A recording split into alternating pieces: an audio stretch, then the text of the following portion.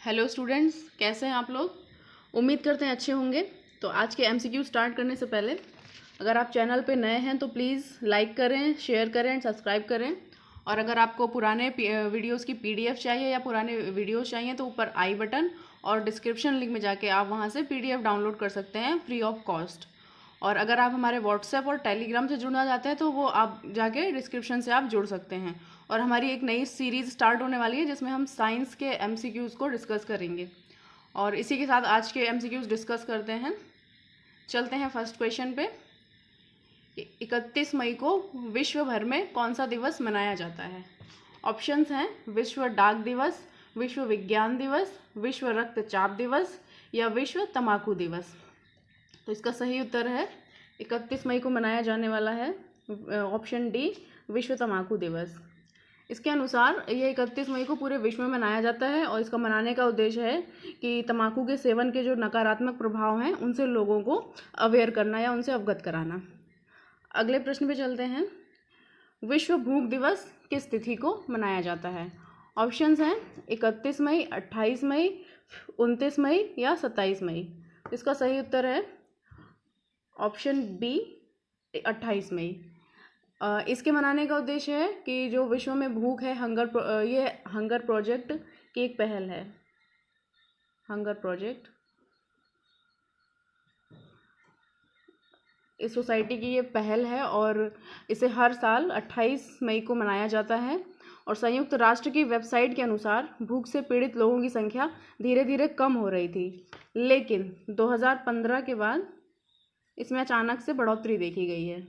और गरीबी और भूखमरी के बीच जो भी संबंध है वो ये है कि जलवायु परिवर्तन और बढ़ती हुई जनसंख्या, ये सब कारण हो सकते हैं कि लोग भूख से मर रहे हैं। और कहीं ना कहीं थोड़ा बहुत मैनेजमेंट का भी फ़र्क पड़ता है, जैसे कि कई देशों में, हमारे भारत में, कि गोदामों में अनाज सड़ जाता है, उसे फेंक दिया जाता है। वो कहीं ना कहीं ऐसे जो गरीब और निचले तबके के लोग हैं उनके भूख को मिटाने में वो कहीं ना कहीं मददगार साबित हो सकता है। तो ये चीज़ कहीं ना कहीं नहीं देखी जाती है। अगले प्रश्न पे चलते हैं कि भारतीय भारोत्तोलन महासंघ ने किस पूर्व वर्ल्ड चैंपियनशिप का नाम अर्जुन अवार्ड के लिए भेजा है। ऑप्शंस हैं साक्षी तंवर, मीराबाई चानू, पीवी संधू और मैरी कॉम। तो इसका सही उत्तर है ऑप्शन बी, मीराबाई चानू। इसके तहत पूर्व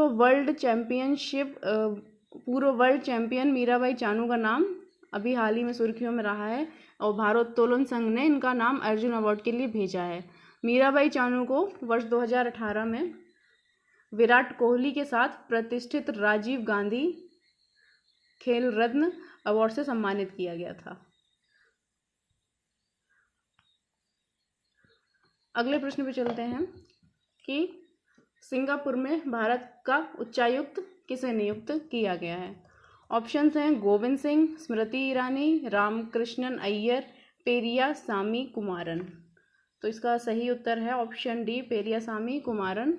इसके तहत 26 मई 20 को पेरियासामी कुमारन को सिंगापुर गणराज्य में भारत का उच्चायुक्त नियुक्त किया गया है। वह वर्तमान में अक्टूबर 2016 अक्टूबर से ये कतर में राजदूत थे और वहाँ पे ये अपना कार्यभार संभाल रहे थे। और वह 1992 से भारतीय विदेश सेवा में शामिल हुए थे। और ये जिनका ये सिंगापुर में स्थान लेंगे वो है जावेद अशरफ।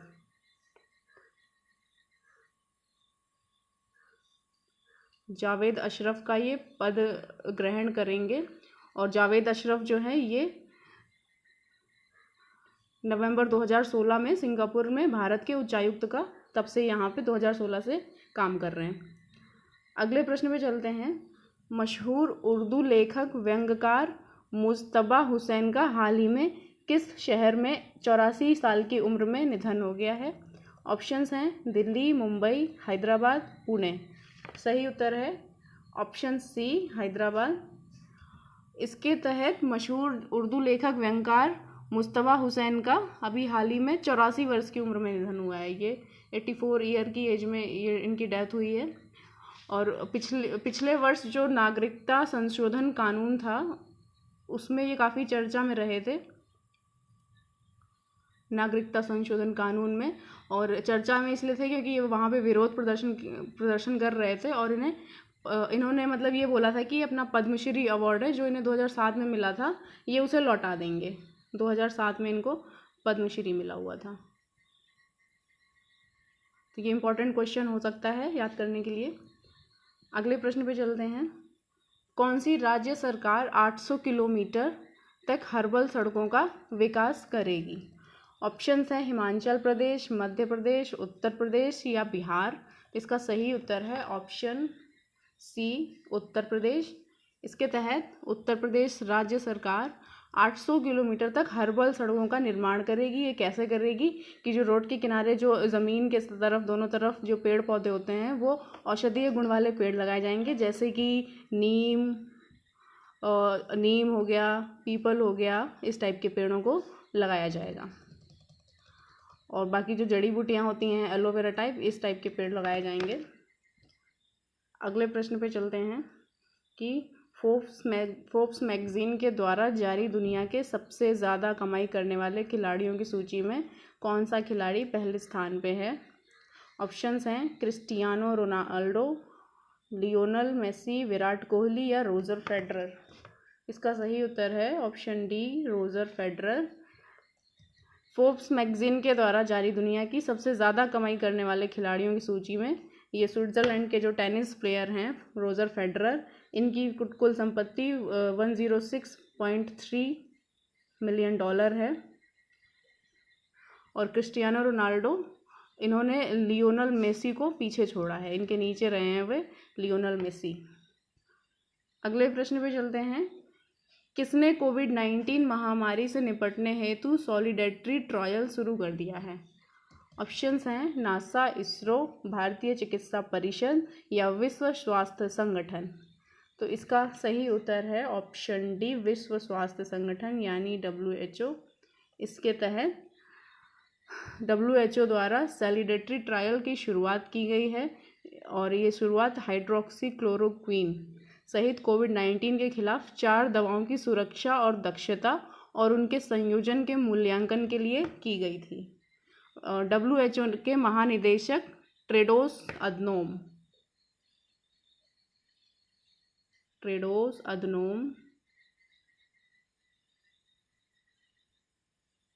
ने कहा है कि WHO ने कोविड-19 के रोगियों पर हाइड्रोक्सीक्लोरोक्वीन के नैदानिक परीक्षण को नियमित रूप से निलंबित कर दिया गया है, यानी इसे बंद कर दिया गया है।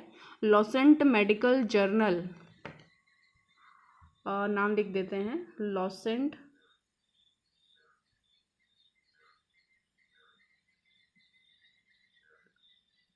मेडिकल जर्नल ने कोविड-19 रोगियों का एक अवलोकन अध्ययन प्रकाशित किया था जो अस्पताल में किए गए थे और उन पर हाइड्रोक्सीक्लोरोक्वीन और क्लोरोक्वीन के प्रभाव थे। अध्ययन की रिपोर्ट है कि जब ड्रग्स अकेले या मैक्रोलाइड के साथ रोगियों को प्रदान किया जाता है तो यह मृत्यु दर की उच्चता को प्रदर्शित करता है, यानी मृत्यु दर में बढ़ोतरी करता है। अगला प्रश्न देखते हैं। केंद्रीय मंत्री पीयूष गोयल के मुताबिक वित्त वर्ष 2019-20 में कुल FDI कितने प्रतिशत बढ़कर 73% हो गई है? ऑप्शंस हैं 6%, 12%, 18% या 24%। इसका सही उत्तर है ऑप्शन सी, 24%। इसके अनुसार केंद्रीय मंत्री पीयूष गोयल के मुताबिक वित्त वर्ष 2019-20 में कुल FDI 18% से बढ़कर ये अभी 73 अरब डॉलर हो गई है, जबकि लास्ट ईयर में यह भारत को लगभग 62 अरब डॉलर थी। 62 अरब डॉलर इसके मूल्य की FDI मिली थी। अगले प्रश्न पे चलते हैं। कौन सी राज्य सरकार अपने सभी नागरिकों के स्वास्थ्य डेटाबेस को बनाए रखने के उद्देश्य से एक परियोजना शुरू करने वाली है? ऑप्शंस हैं दिल्ली, कर्नाटक, गुजरात, महाराष्ट्र। इसका सही उत्तर है ऑप्शन बी कर्नाटक। इसके तहत कर्नाटक राज्य सरकार अपने सभी नागरिकों के स्वास्थ्य डेटाबेस को बनाए रखने के उद्देश्य से एक परियोजना शुरू करेगी, यानी एक ऐसी बैंक बनाना है जिसमें सभी के स्वास्थ्य के डेटाबेस रहेंगे, जैसे कि कोई भी आई कार्ड हो सकता है, उस तरह से। राज्य सरकार द्वारा ये अपनी तरह का पहला प्रयास है। नागरिकों का राज्य स्वास्थ्य